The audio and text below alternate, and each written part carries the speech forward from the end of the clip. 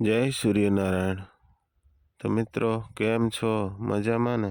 આશા કરું છું કે મજામાં જશો. તો આપણા વિડીયો જોતા હોય તો કેમ મજામાં ના હોય. તો મિત્રો સવારે ઉઠીને સૂરજ દાદાના દર્શન કેટલા જણા કરે છે કોમેન્ટ કરજો. જય સૂર્યનારાયણ. મિત્રો તમે પણ દર્શન કરી લ્યો સૂર્યનારાયણ. અને સવારની શુભ શરૂઆત આનાથી શરૂઆત થાય તો આપણો પાવન દિવસ જાય છે. કેટલા સવારના દર્શન સૂર્યનારાયણના કરતા હોય તો કોમેન્ટ કરજો મિત્રો.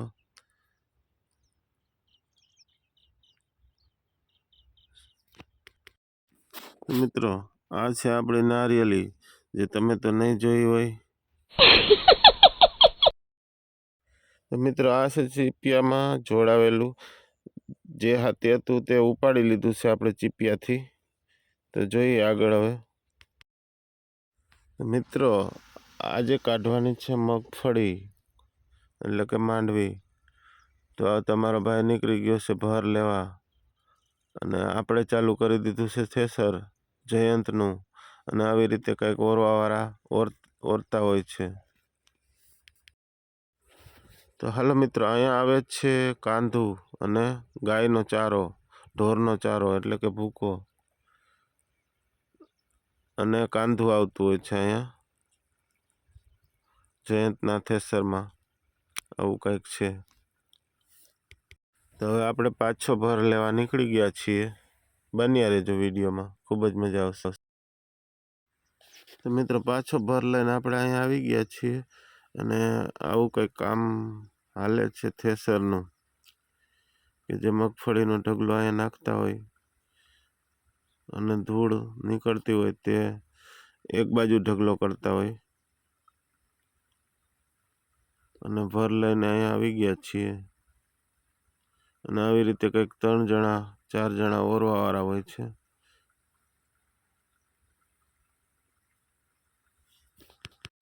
તો મિત્રો આવી રીતે કંઈક ભરને ઉલારવાનો હોય છે, જે ભાઈ લે છે પાછળ. એવી રીતે રિવેસ લઈ અને ઉલારીને મૂકીને વહી જવાનું હોય છે. આવી રીતે કંઈક 4-5 જણા ઓરવાવાળા હોય છે, જે આવી રીતે કે ઢોલમાં નાખતા હોય 4-5 જણા આવી રીતે, તે ઓરવાવાળા હોય છે.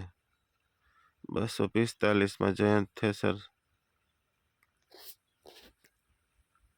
અને આ ભાઈ કંઈક ફાંકી બનાવવાનું કામ કરતા હોય છે, જે આવી રીતે મોઢામાં ખાતા હોય. તો સાહેબ આવા અઘરા હોય છે ખેતીના કામ, કંઈક ફાંકી બનાવતા કામ કરવા પડે છે. તો સાહેબ આપણે વાવી ત્યાં 15 વીઘાની માંડવી, જે BT 32 વાવેલી છે 15 વીઘામાં. અને આવી રીતે કંઈક ભર ઉપાડી અને થેસર પાસે લઈ જાય અને કાઢવાના હોય. અને એવા અઘરા કામ હોય છે આ ખેતીના, વાત ના પૂછો.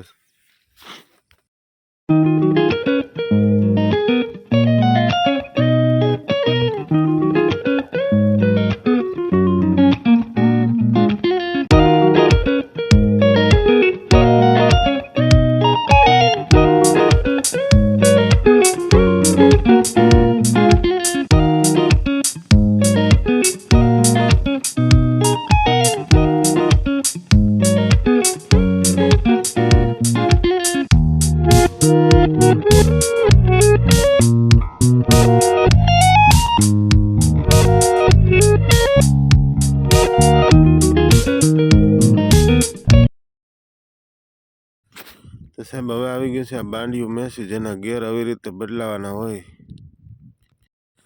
આવી રીતે રિવેસ ગેરમાં આ બાંડિયા મેસીનો ગેર બદલાવી અને ચીપિયાને હેઠો મૂકી અને ભરી લેવાનો હોય છે, જે આવી રીતે ધક્કો મારી અને ભરવાનો હોય છે આવી રીતે.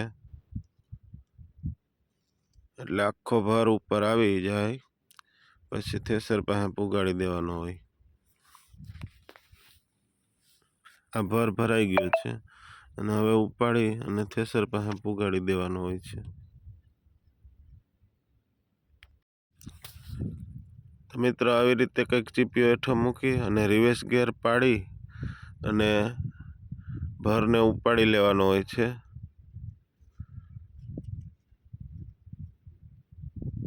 અમારે થોડીક વધારે લીડ છે એટલે આપણે ચીપિયા 2 રાખ્યા છે. જો આવી રીતે બીજું ટ્રેક્ટર પણ જાય છે અહીંયા લઈને.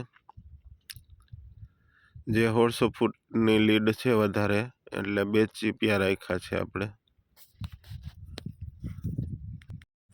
તો હાલો બીજો ભર ભરી લઈ. આવી રીતે ચીપિયો મારી અને ઉપાડી લેવાનો ભરને. આવી જ રીતે ચીપિયો મારી અને પાછો ઉપાડી લેવાનો ભરને. આવું કંઈક હોય છે. અને થેસરવાળા ભાઈ ચડી ગયા છે હવે થેસર ઉપર. જે નિલેશભાઈ ફૂલ સર્વિસ આપે છે જયંતના થેસર સાથે.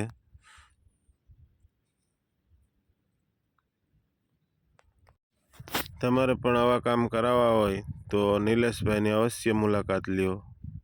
જયંત મિત્ર, આ હતી જયંતની માહિતી. અને હવે આવે છે સાદું મશીનવાળું ટ્રેક્ટર કઈ રીતે હાંકવાનું હોય તે જોઈએ હવે વિડીયોમાં. તો મિત્રો, આ આવી ગયું છે સાદું મશીનવાળું થ્રેસર કે જે આવી રીતે ભાઈ ઓરતા હોય છે. આને ઉપરથી ઓરવાનું આવતું હોય છે અને આવી રીતે બાજુમાંથી કંઈક તગારા લેવાના હોય છે અને 4 જણા દેવાવાળા હોય છે આવી રીતે. તો મિત્રો, હવે આ આવી ગયું છે નવી ટેકનોલોજી સાથે મશીન કે જે ધૂળને ડાખડી વીણવાની આવતી હતી તે ના વીણવી પડે. અને આનું એટલું બધું બુકિંગ છે તે રાતે હાંકવું પડે છે. આમાં વારો નથી આવતો મિત્રો. આવી રીતે કંઈક ઉડાડતું હોય છે અને આ માંડવી સાફ થતી જતી હોય છે. તો મિત્રો, આ છે એની સુપડી જે વાઇબ્રેટર કરતી હોય. તેને હિસાબે માંડવી મગફળી એકદમ ચોખ્ખી થતી જાય. આ એકદમ વાઇબ્રેટર કરે અને નીચે એનો પંખો આપેલો હોય છે જે માંડવીને દૂર ફેંકતી હોય. અને આ બાજુ એક તગારામાં ધૂળ આવતી હોય છે. આ છે એની સુપડી. તે ફૂલ વાઇબ્રેટર કરે અને નીચે એનો પંખો આપેલો હોય છે. અને આ બાજુ એક ધૂળ આવે છે જે આ ભરે છે આવી રીતે કંઈક. અહીંયા બહુ ઝાઝી પ્રમાણમાં ધૂળ આવતી હોય છે. અને આ બાજુ ચોખ્ખી માંડવી નીકળતી હોય છે.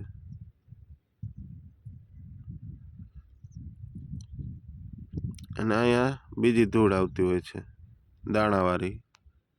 અહીંયા દાણાવાળી ધૂળ આવે. એકદમ ફૂલ સ્પીડથી ફેંકે છે આ પંખો માંડવીને.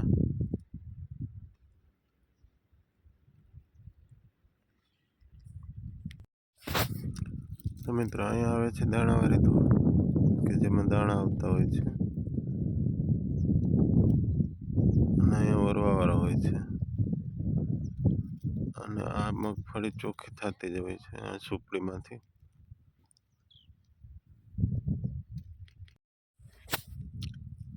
અહીંયા આવે છે એકદમ ચોખ્ખી માંડવી.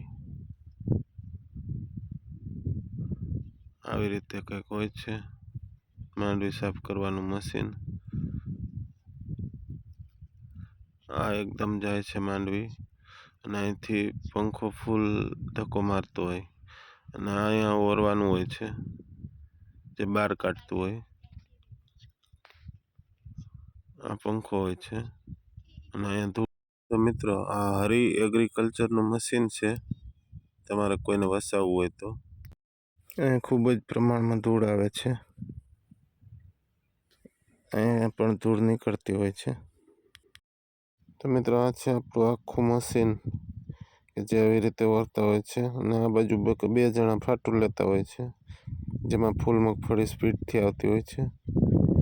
દિવસનો વારો નથી આવતો એટલે રાતે હાંકવું પડે છે. તો આજનો વિડીયો અહીં સુધી જ રાખશું. Bye bye, Tata. અમારા વિડીયો ગમતા હોય તો લાઈક કરજો, શેર કરજો.